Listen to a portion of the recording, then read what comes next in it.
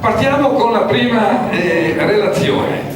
Il dottor Franco Rota da Trieste che ci parla, ecco qua, orologi da torre nell'Istro Veneto e in Dalmazia. Ci conosciamo da diverso tempo e anche a Trieste l'anno scorso è stata fatta una conferenza sui confini coinvolgendo una persona dell'Istituto Geografico Militare di Firenze e poi anche ha avuto modo di assistere alla costruzione di una bella meridiana ad Umago, insomma è da lì che ci siamo conosciuti e abbiamo anche mantenuto dei bei rapporti di amicizia. Allora buona relazione. Grazie. E bisognerà abbassare un po' la voce. Buongiorno a tutti, anche da parte mia. Io ringrazio vivamente il Presidente Quintanali, sempre così attivo e così efficace nelle sue iniziative, e vedo degli amici fortunatamente qui in sala che citerò. Dunque, l'argomento di oggi nasce da questo libro di cui lì vedete la copertina, qui ne ho una copia. Purtroppo non è in vendita e sono delle iniziative che sono cofinanziate anche con fondi pubblici, in questo caso della Regione Veneto. E adesso spiegherò un momentino l'origine di questa iniziativa e l'interesse che può avere anche per chi si occupa non ovviamente di orologi ma piuttosto di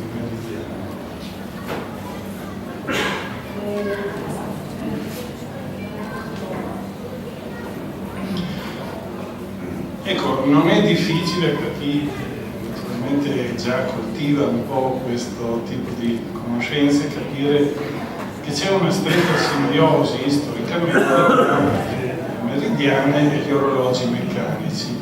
A me è piaciuta questa targa che è installata a Roma sull'esterno di una chiesa, la Santa Maria degli Angeli, e dice testualmente, no, che questa meridiana fu costruita da Francesco Bianchini, inaugurata da Clemente VI nel 1702, Clemente XI, scusi, nel 1702, e aggiunge, servì a regolare gli orologi di Roma fino al 1846, quindi circa un secolo e mezzo, quando il cannone cominciò ad annunciare il mezzodì.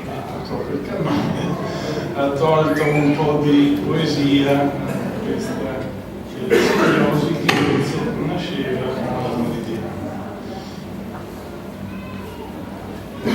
Questa vicinanza a volte è ancora, come dire, visibile e testimoniata da edifici che si trovano in varie parti della regione, d'Italia, nel mondo, in Europa quantomeno. Qui per esempio vediamo una delle più antiche case di Pesaris, che è il paese degli orologi, quindi poi il fratello di Aiello, paese delle meridiane, e sull'edificio, proprio sotto all'antico orologio meccanico che ancora funziona, esiste questa meridiana. Abbiamo naturalmente altri esempi anche di una certa dimensione. Qui vediamo il castello di Colloredo di Montalbano, proprio i restauri del post-terremoto, e qui altri esperti potrebbero spiegare un po' qualcosa di più sul quadrante e sul modo di misurare le ore nei vari sistemi, ma noi andiamo avanti perché ci interessa questo connubio con le meridiane. Qui vediamo la più grande, come si dice, meridiana a camera oscura, quindi con meridiana a pavimento della nostra regione, si trova nel Palazzo della Borsa. Esiste anche una fotografia nella galleria qui nel corridoio. Praticamente qui abbiamo la facciata dove si vede un quadrante, la macchina dell'orologio che oggi non è più visibile come è stata esposta qui una ventina ventina di anni fa, con una certa ricorrenza, si celebrava il 200° dalla costruzione del palazzo, il 250° anno dalla nascita dell'ente, Camera del Commercio, e praticamente in questo atrio cosa succedeva? Lì vediamo che a mezzogiorno il raggio del sole indica l'ora. Nell'atrio qualche studioso ha argomentato che c'erano degli orologi meccanici a pendolo che evidentemente venivano aggiustati attraverso questo sistema. Questo servizio era di particolare utilità per i naviganti, cioè i responsabili, comandanti di navi, di imbarcazioni che quando approdavano dopo un certo periodo di navigazione dovevano regolare con la massima precisione possibile gli orologi di bordo, e c'erano degli orologi finalizzati non tanto a sapere che ora è, ma a calcolare la longitudine.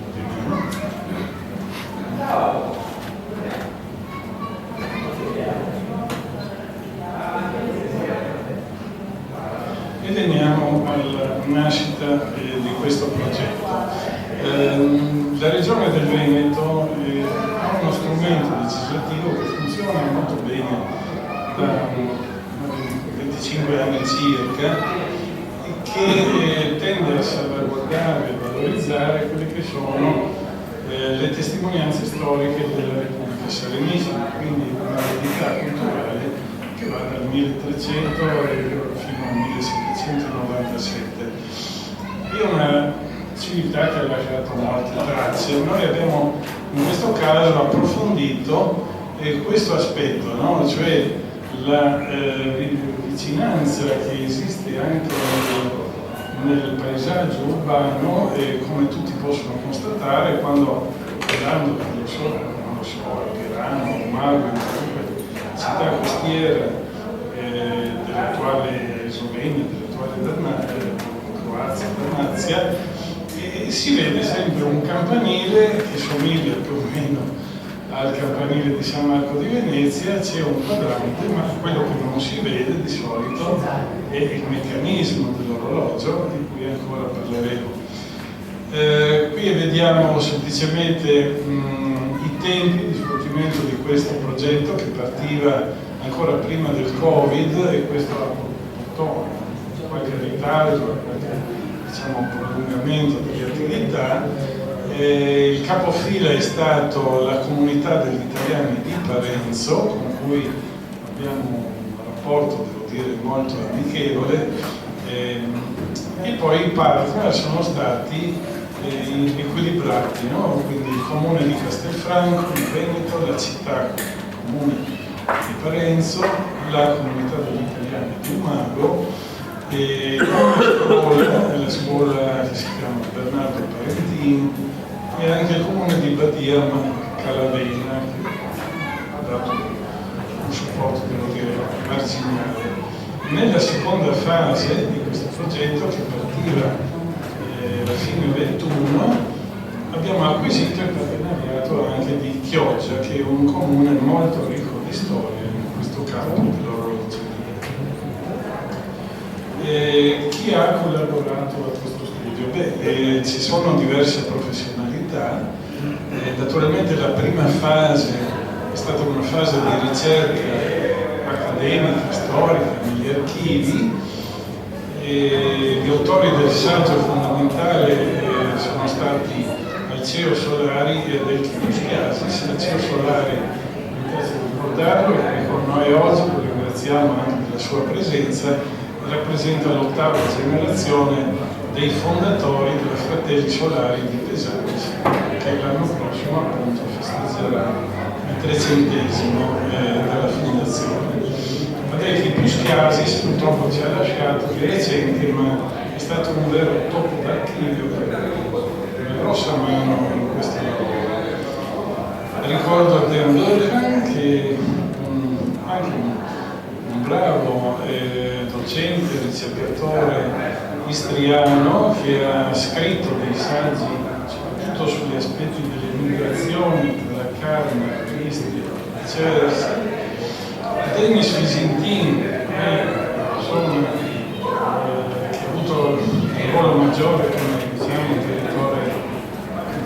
formazione, lui è un giornalista, è stato direttore di museo ed è vicepresidente della Comunità degli Italiani di Parenzo, come accennavo prima.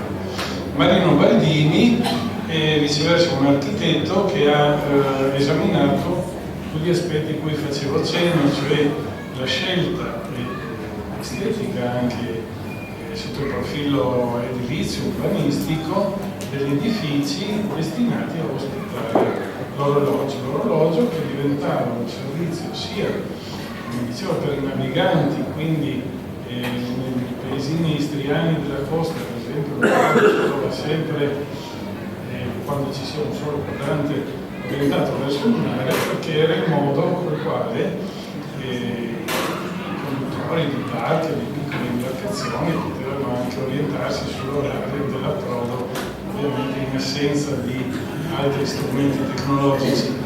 E poi però nelle piazze aveva un ruolo aggregante, no? Perché le persone andavano lì, aggiustavano il proprio orologio e si ritrovavano anche tiravano. Cito Lorenzo Sernagiotto, che è stato il ricercatore necessario, diciamo, per questo studio, perché lui, vivendo in Veneto, era per un periodo docente dell'Università di Trento, più di recente è passato a Ca' Foscari, praticamente ha sviluppato lo studio sull'area castellana, incentrata su Castelfranco Veneto.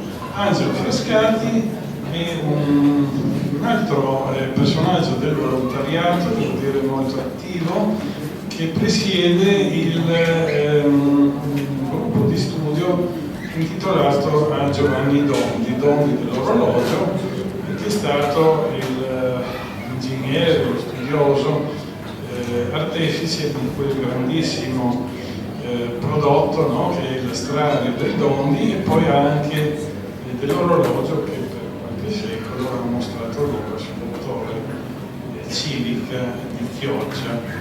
Da parte mia ho avuto il ruolo di curare la parte amministrativa del progetto. Gianfranco Abrami è il fotoamatore appassionato di fotografia.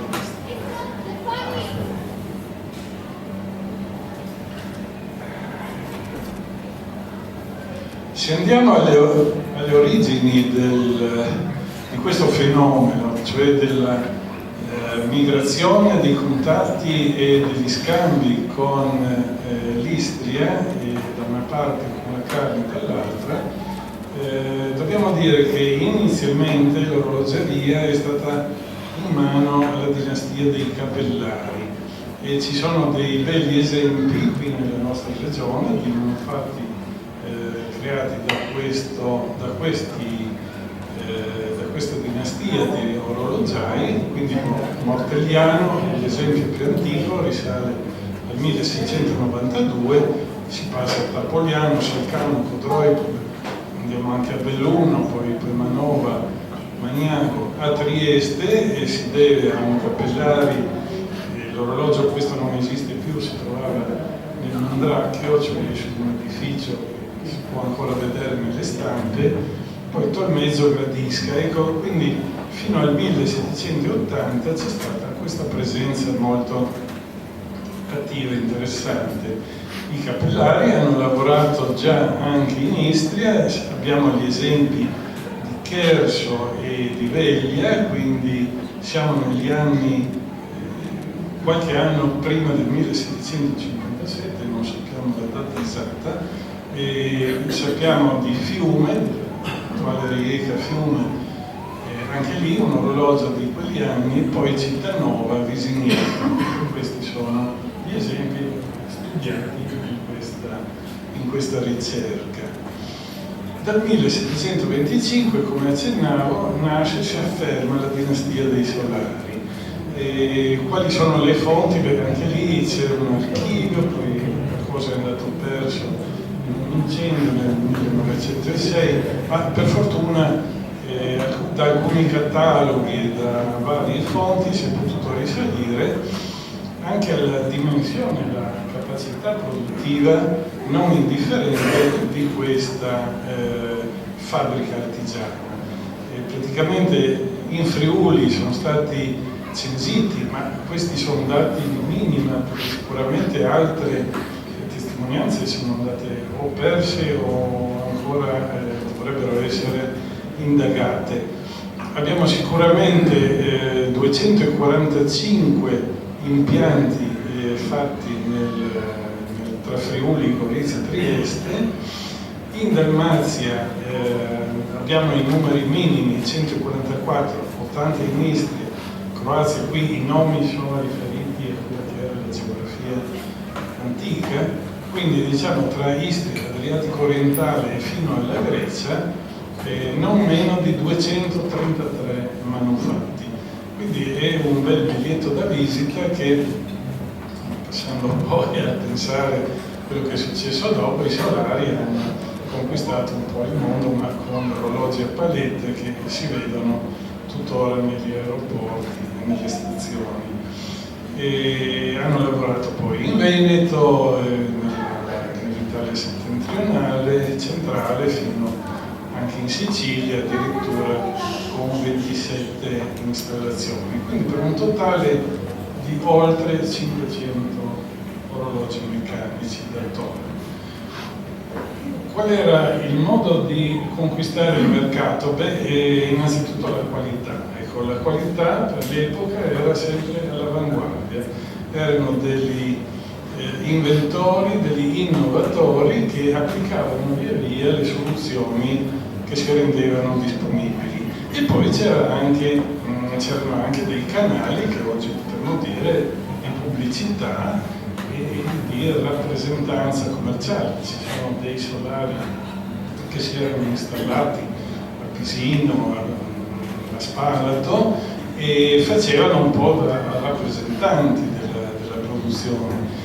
E interessante per esempio questa gazzetta di Zara, che adesso non abbiamo il tempo di leggere per intero, ma chi volesse potrebbe trovare una fonte che sarà complicata. Qui è interessante anche il tipo di linguaggio che veniva utilizzato per richiamare l'attenzione dei potenziali clienti su queste opportunità.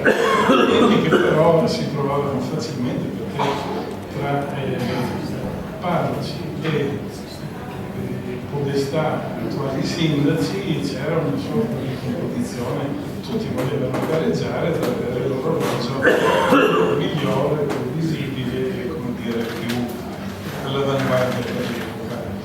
Che cosa rimane oggi di questa storia? Beh, rimangono per fortuna varie cose.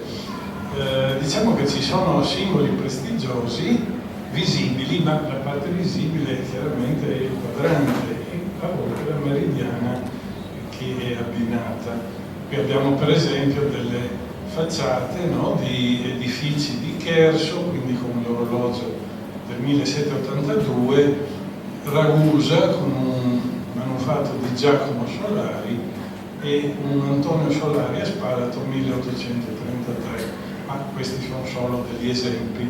Poi ci sono i gioielli nascosti, come dicevo, cioè le macchine, il cuore degli orologi. E questo è stato l'oggetto, direi, principale di questa ricerca. Naturalmente non è facile entrare nei campanili, farsi aprire la porta e quant'altro. Pertanto anche qui abbiamo degli esempi che sono stati studiati, quindi di Buie, di Cimino, di Draguzzo, di Montoro. E alcuni, per fortuna, di questi gioielli sono stati anche però riscoperti e resi visibili e quindi valorizzati in chiave culturale. L'orologio di Parenzo non è sicuro se è un solare, ancora è oggetto di approfondimento. Comunque sia, questo è l'antico originale orologio della Basilica Eufrasiana, che è visitabile ed è indicato espressamente nell'itinerario turistico. E così di recente abbiamo questo bel esempio di un mago dove la macchina del vecchio orologio Solari, che ha lavorato all'interno del campanile per 70-80 anni, se non vado errato, è stata ripulita, è stata messa proprio in una bella cornice con dei pannelli esplicativi in 4 lingue nell'ufficio turistico che viene frequentato da migliaia di persone, no? Da turisti soprattutto, infatti l'indicazione è anche in inglese.